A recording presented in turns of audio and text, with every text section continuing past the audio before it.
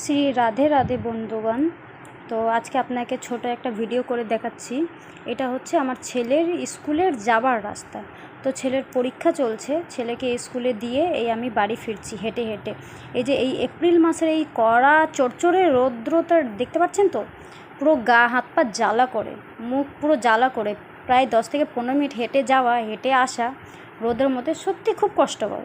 কিন্তু যারা করে তারাই বুঝে। এই যে আমার মতন, আমি একটা মা, আমার মতন আরও মারা যে এরকম দিয়ে আসেন নিজের সন্তানকে, তারা বুঝতে পারে কি কষ্ট। এই যে এই যাওয়া আসার জন্য তো আমরা কোনো মাইনে নিই না, বা অন্য মারাও কোনো মাইনে নেয় না, তারপরও মাদের শুনতে হয় কি করো। সত্যি খুব কষ্টকর। আমি বলবো অনেক মাদের মুখে এই কমপ্লেনটা আসে, এত কিছু করার পরেও কি করো সারাদিন, তোমরা কি করো। অ্যাকচুয়ালি বাড়িতে সংসারে প্রচণ্ড কাজ, অনেক মারা ওয়ার্কিং থাকে, বাইরে ঘরে সন্তান দেখা।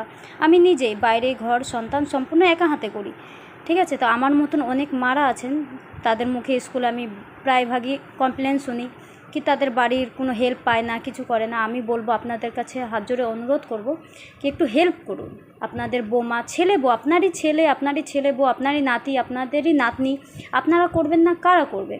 আপনারা যদি একটু সহযোগিতা করেন তাদের একটু কষ্টটা কমে যায়। আর আমি বলবো ভালোবাসা দিলে ভালোবাসা পাওয়া যায়, ভালোবাসা অর্জন করে নিতে হয়। আপনারা যেমন রাস্তা দেখাবেন তারা সেরকমই রাস্তায় হাঁটবে। আপনারা বড়, আপনাদের কাছ থেকে ওরা ছোট, আপনাদের কাছ থেকে আপনারা যেমন শেখাবেন তাই শিখবে। তাই আমার ভিডিওটা যাদের কাছে যাচ্ছে তারা হয়তো ভিডিওটা, আমি জানি না, আমি পজিটিভভাবে ভিডিওটা করছি। অনেকের কথা শুনে অনেকেরই কমপ্লেন কি এমন হয়, সত্যি হয়। আমি একটা মেয়ে, আমি একটা বউ বাড়ির, আমার সাথেও হয়েছে, না হওয়া কিছু নাই। তার জন্য আমি ভিডিওটা করছি। খারাপভাবে নেবেন না, ক্ষমা করবেন যদি কেউ ভিডিওটা খুব খারাপ লাগে। তো এই জিনিসটা না আমি বলে দিই, এই রোদে, চড়চড়ের রোদে যাওয়াটা প্রচণ্ড কষ্টকর। আপনারা ঘরের ভিতরে থাকেন, তাই জন্য আপনারা ঘরের ভিতরে অনেক নানান রকম কথা বলেন।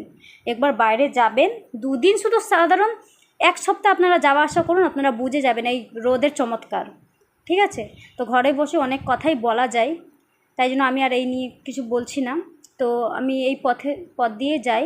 তো দেখুন যাবার পথে মায়ের মন্দির পড়ে, মায়ের মন্দিরের প্রত্যেকটা দিন দর্শন করে নমস্কার করে আমরা যাই।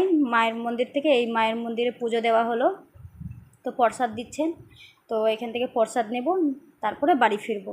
তো এই সামান্য কিছু কথা আপনাদের কাছে শেয়ার করলাম। হেল্প করুন, বাড়ির লোকের মতন হয়ে উঠুন। যদি বাইরের লোকের মতন করেন তাহলে বাড়ির লোকের সাথে কি পার্থক্য।